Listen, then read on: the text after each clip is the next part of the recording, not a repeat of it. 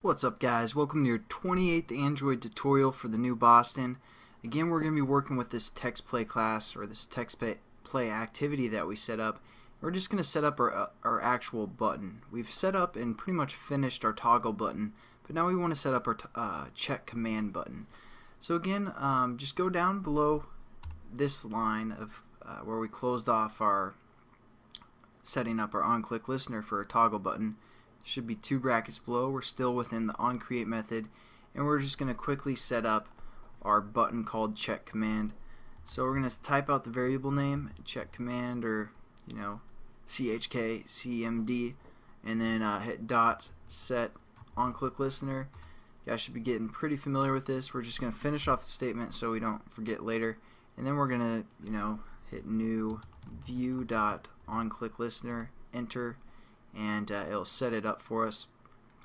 Now what we're going to do within here is basically we're going to see what text is in our edit view, and it's going to compare it to some commands that we're going to set up. So what we're going to do first is set up a new string variable, and we're going to call this check. And what we're going to do is we're going to pull from the edit text called input that we set up. So we're going to say input, and we're going to say dot, and we're going to say get text. It's a method that we can use that's editable from the edit text class, and this is just going to give us what text is within that edit text. And then what we're going to do is set it to a string, or convert it into a string variable. So we just hit dot and use the method toString. And you guys can always read over here to get a little more information if you guys want. But there we go. Now every time we click this check command button, it's going to change this check variable that we just set up to whatever is in our edit box. And again, here's our edit text. It's going to get the text from the box for the most part and then convert it to a string. So those are some methods you guys might want to use for your edit text when you're working with those. And then what we're going to do is we're going to say if, and then you guys are kind of familiar with the if statement, hopefully. We're going to say if check, and we're basically going to compare it to a text that we want, or a command for the most part. So we're going to use a method. I mean, you'd expect, say, you might think of something like this: if our edit box for the most part equals Travis, we can do something, but you can't compare two strings like that, because again, this is a string for the most part, and this is a string. You can't compare them with the equal sign, which is pretty lame.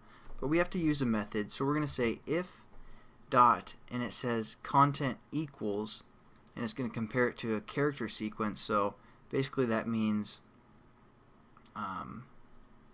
it's going to be case sensitive for the most part, and it's a boolean, so it's going to be true or false. So if our check or whatever is in our edit box equals whatever string we set up here, so we're going to say something like left.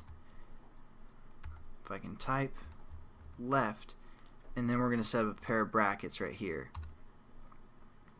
And so now if our edit box, if someone typed in left all lowercase, and hit enter, or hit the button called check command, it's going to set up this variable, pull the text from it, turn it into a string, and then basically so our check would equal left right now for the most part, and then it's going to compare it to this command left that we set up.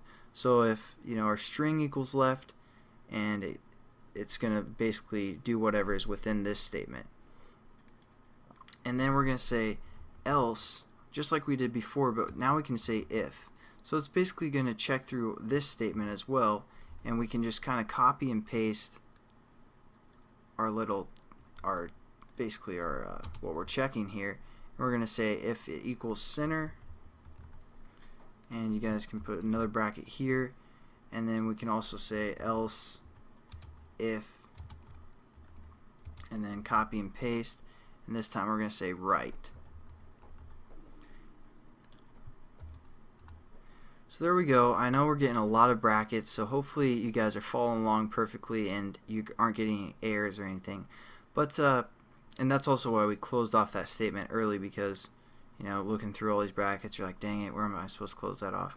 For the most part, I mean, I don't know if that's confusing or not, but hopefully you guys followed along, and then we're going to set up what these are going to do within the next tutorial, as well as set up some more commands and just have some fun with this text.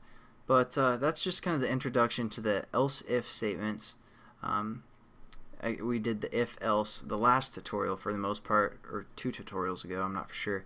But this is the if-else, and we also converted a edit text into a string. So that's what we've done, and then we compare basically 2 strings together by using this method content equals, and then whatever we want to compare it to. So hopefully that made some sense, and hopefully you guys are getting familiar with how to set up these buttons so you can tell your friends, hey man, if you have a button you need set up, I'm your man.